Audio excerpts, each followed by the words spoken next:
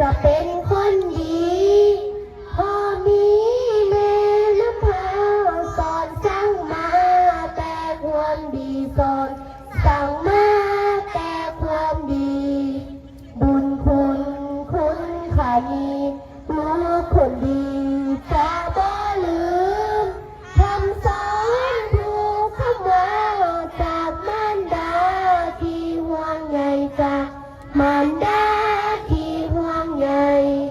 แม่นั้นเลี้ยงลูกไว้ด้วยความรักจนหมดใจตั้งแต่แม่มีลูกอยู่ในท้องครบ9 เดือนอยู่ในท้องครบ9 เดือนเมื่อวันที่แม่เจ็บก่อนแม่เบ่งลูกออกมาแม่มีทั้งน้ำตามีรอยยิ้มความสุขใจมีรอยยิ้มความสุขใจสุขใดบ่เท่าเทียมสุขที่เห็นหน้าของลูกหูลูกเข้าใจลูกสัมผัสความเจ็บปวดลูก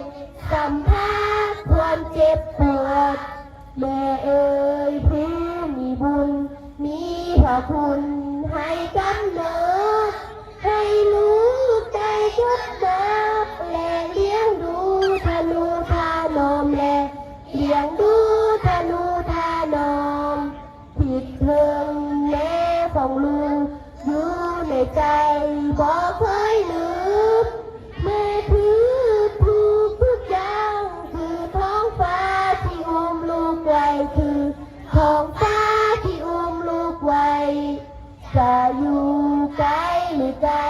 ให้หูไว้หักสุดใจหักแม่ของลูกพอเธอทูลจนวันตายคอเธอทูลจนวันตายน้องกา